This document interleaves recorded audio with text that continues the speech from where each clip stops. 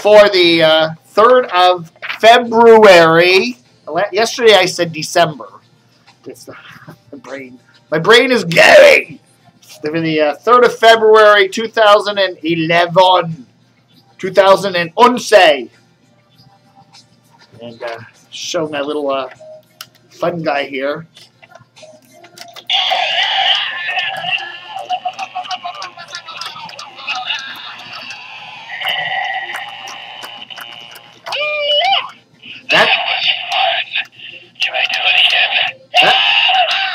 This is City Paper sports writer Dave McKenna. That's how he feels today. We'll get into that in just a second. I'd like to say hello. This is my cell phone, by the way. I really am on top of things. I got a 2005 singular cell phone, which is now, of course, AT&T bought them out or changed the name or whatever. And this is cool. This is state of the art. So you can have your iPad and your iPod and your Apple phone and your whatever. I got this.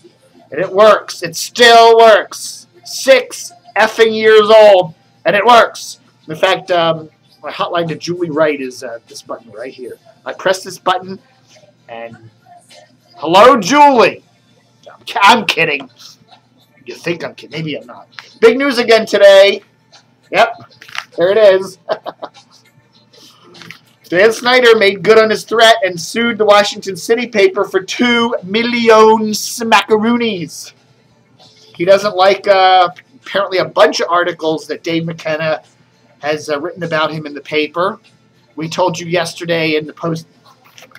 I'll give it to Paul Furry. He broke the story yesterday that Snyder was not happy with Dave McKenna's piece back in November on the cover of the City paper that made a lot, brought up a lot of Snyder's business dealings and kind of ridiculed a lot of it. So Snyder's gone into New York court and he's suing the parent of the City paper, which is a giant hedge fund.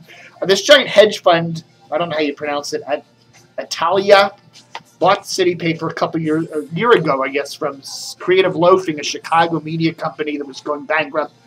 And probably holding on to it for a while to build up its, get it back on its feet and then sell off the paper again. Then Snyder's apparently looking to stick a fork in any revenue that City Paper's making and make it a difficult deal for them to resell the paper if ever. And, maybe not, maybe won't even survive. Who knows? But anyhow, I wrote a really good little Dave's response today on the mailbag, so I'm going to read that because I phrased it really nice. Dan Snyder suing City Paper is going to be a PR disaster for the Redskins owner. The few sports journalists and columnists that don't already dislike him will now dislike him even more. As a team owner, he's a public figure. Okay, he's like a politician. And in America, public figures have a very high bar to prove defamation. Snyder's suit will almost certainly be dismissed, and, but not before City Paper's owner, the big hedge fund, we're all crying for them, has a bunch of legal fees, which I guess is Snyder's point. Almost everyone has forgotten McKenna's pieces about Snyder, including the one from last November by now. But now with the suit, they're all over the internet again. Everybody's linking to them. Everybody's reading them. Millions of people are now reading McKenna's piece from last November. And, Dan Snyder just took the pretty much forgotten about article that 99% of the people had forgotten about, and he brought it all back up again. So lose, lose, lose. I can't see how Dan Snyder can win out of this. He doesn't need the money, and he's just going to ruin his own reputation. Agree or disagree with Dave McKenna's article. You may find Dave McKenna's article obnoxious and offensive.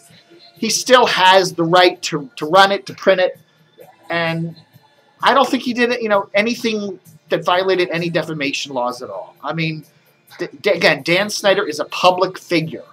He's a very high, well-known figure in terms of owning the Redskins, of owning a whole bunch of different companies, from Six Flags to ESPN 980 in Washington, and he has whole media outlets at his disposal to bounce back and fight back at anything that McKenna might have alleged about him in the article. So it's crazy. And apparently City Paper even gave Dan Snyder space in the paper to write his own response to it, which he didn't take him up on. So I think Dan Snyder's a big loser here. And it's a PR disaster for him. You know, it's just another dumb move. All righty, folkies.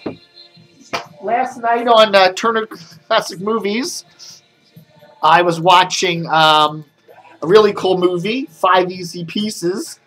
Jack Nicholson. You know, I'm a huge movie fan. I've got dozens and thousands of DVDs. I've never seen this movie before, and I watched the last half of it, and I just fell in love with it. What a brilliant movie from 1970, and guess what? I ran over to Barnes & Noble today, and it's on sale for 30% off, so I picked up a copy, so I'll get to see the beginning of it. So looking forward to that one. And another quick memory I'm going to bring up here. Weasel! Don't forget Weasel. He's got a new show on WTMD 89.7 up in Baltimore, Towson University's adult alternative station. It's on Saturday mornings, and I believe they're replaying it now on Fridays.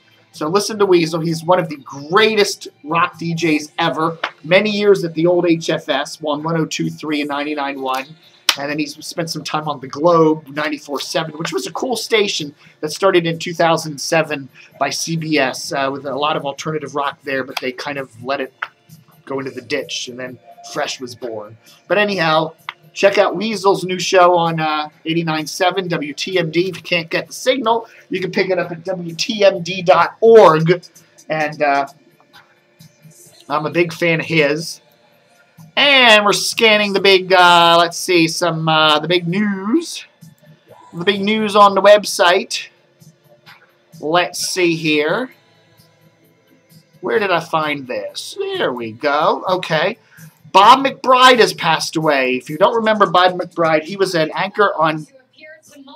Playing the Pearl Jam songs he loves. Excuse me. Sorry, please do not interrupt me, Miss Madison over there on First Wave. Gosh, she's rude. Anyhow, Bob McBride passed away. He was an anchor on Channel 4 in the 1980s with Jim Vance. And got some pictures of Bob. I believe, let's see here if I can get this thing lined up properly. Do-do-do-do-do-do-do-do-do-do. That's Bob there, I believe, on the far left, and that's Jim Vance in the middle, and George Michael, and of course Bob Ryan. That's Channel 4's big top news team from the early 1980s, and of course we've got Jim there. Of course he doesn't have that. His hair is quite a bit grayer now, and I think he's got a little bit of a goatee going. And there's Bob there. A great anchor guy. Apparently he went off and worked in Cleveland and Detroit after leaving Channel 4.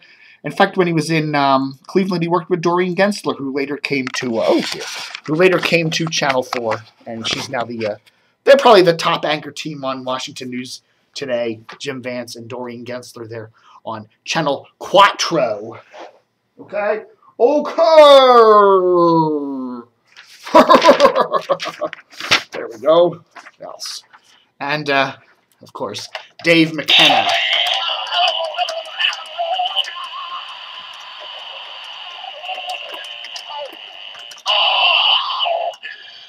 You should try this chair out. Oh, its effect on your body is really shocking. And I was impersonating Dan Snyder pulling the little lever there. Okie dokie. So we'll see how that plays out, and I will see you later. Let's see what. Oh, good. Oh, the Ramones.